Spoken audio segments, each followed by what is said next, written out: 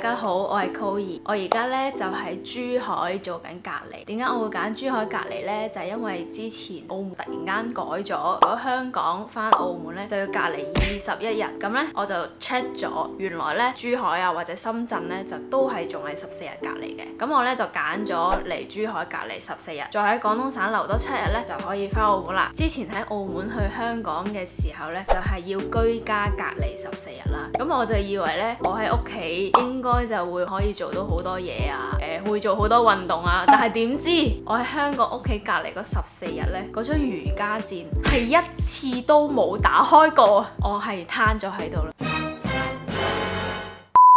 有意義嘅生活係唔應該受到空間嘅限制嘅，所以我今次我就要痛改前非。隔離嘅時候我通常會做啲咩呢？咁其實都係要翻工嘅，就好似 work from home 咁樣嘅啫。咁啊 Zoom 開會啦，或者有時email 啊，或者電話去同啲同事傾啲嘢啦，或者約出面啲人咧都係 Zoom 開會嘅。我自己有翻學啦，咁所以我要做功課啦，我要睇好多書啦，咁呢啲都係用 iPad 啊可以做到嘅。咁今次呢，我仲專登帶埋我嘅瑜伽墊過嚟啦。今次一定咧唔會俾佢冇打開過啊！嚟到隔離最刺激嘅咧就係隔離嘅酒店係要抽噶，點知我就係超級無敵好彩咁樣抽到一間神仙酒店。咁而家咧都俾大家睇下呢一個環境，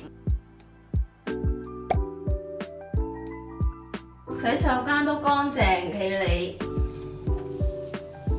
間房裏面係有雪櫃同埋洗衣機嘅。咁我住嘅呢一間酒店呢，就係冇嘢食嘅，就一定要嗌外賣。咁我都係正常呢，其實我都係會嗌珍珠奶茶啊同埋燒烤啊嗰啲嘅，之後可以俾大家睇下。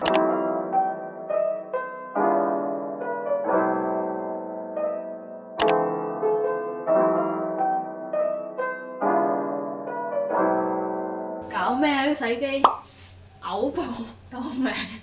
好想笑喎！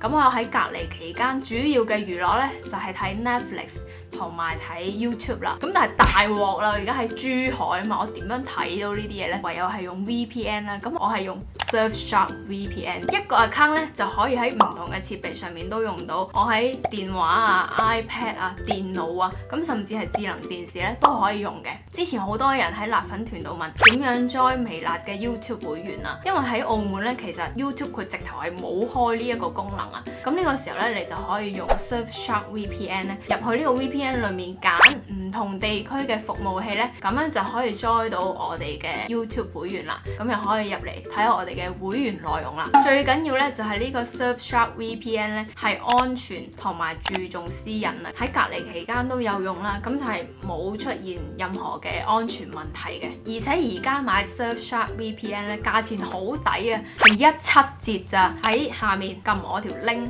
去買呢，咁就可以有17折啦。點解佢唔早啲同我講呢？即係等我買咗佢先同我講可以用呢個17折條 link。如果唔係，我就可以17折買，我就唔使原價去買，或者輸入翻我嘅 promo code 呢，咁都係有呢一個 discount 噶。同埋呢，仲有額外多3個月免費嘅使用。咁所以呢，如果你有需要呢，就可以試下用呢個 VPN 啦。除咗上堂之外呢，咁我平時都會再睇書嘅，主要就係電子書為主。第一個我會用嘅咧就係 Kindle， 咁 Kindle 好方便啦，可以喺 iPad 啊或者手機都可以用到。咁我個人咧最中意咧就係用呢一個真嘅一個 Kindle 呢一個書仔，佢咧就冇其他功能嘅，佢淨係可以睇書嘅，同埋佢 load 得超慢，咁就啱啦。因為睇書就係要專注啫嘛，要咁多功能嚟做咩咧？同埋咧佢睇得耐咧都唔怕傷眼嘅。咁但係佢咧就主要係英文書多。咁如果係想睇中文書咧，我就再另外推薦一個 app 俾你哋，咁啊叫做 Readmoo。Readmoo 上面咧，佢好多就係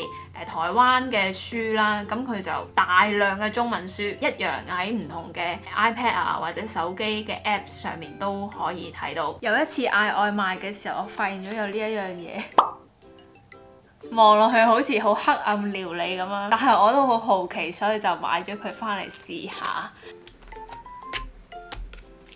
哇！突然間咁大煙嘅，哇！小心啲啊！自己喺屋企食就要等佢15分鐘先可以食，咁我15分鐘再翻嚟啦。A few moments later， 我嘅自煮小火鍋應該搞掂啦，等我嚟睇下點樣先。哇！試下呢個係薯仔，好熱喎！試下蓮藕。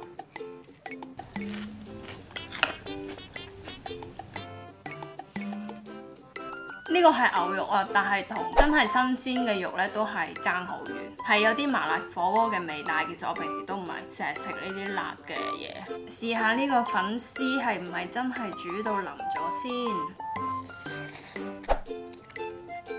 我覺得個粉絲幾好食，總體嚟講呢，都係好似同我想象嘅差唔多啦，即係同真嘅火鍋呢都係好大一段距離嘅。但係我就覺得個粉絲呢係出乎我意料，個粉絲係幾好食嘅。其實我淨係放咗少少辣啦，我都覺得真係幾辣，開始有啲想繼續食埋佢嘅感覺。好開心啊！今晚係隔離嘅最後一晚啦，而家執緊嘢。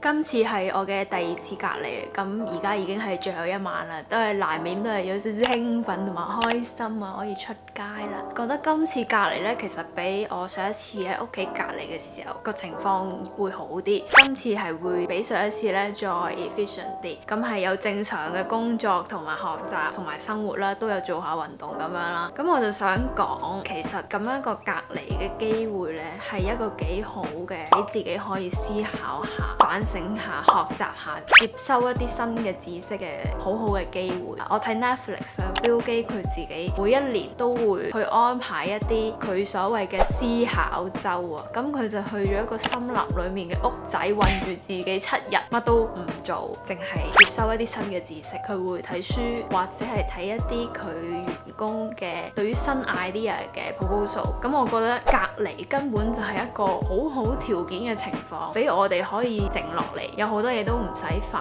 咁我就諗，當我哋面對一個咁好嘅條件，如果我哋咁樣都冇辦法將自己嘅心靜落嚟，做一啲嘢，或者甚至乎係乜都唔做，就係純粹思考一下、諗下都好。我唔覺得隔離係一個痛苦咯，因為佢其實係俾咗好多嘅時間同空間嚟自己同自己面對面做一啲交流或者思考。咁如果係有一個咁好嘅條件，我都做唔到，我出到去，我係日常生活中嘅每一日，又點樣可能係可以提升到自己呢？咁所以我就覺得真係唔會因為個空間而點樣局限咗你生活嘅意義。所以希望大家可以按照自己選擇嘅方式過好你自己嘅每一日。時間唔係用嚟打發，唔係打發啲時間走，係睇下你自己點樣過好每一日。希望我可以為你哋帶嚟一點正能量。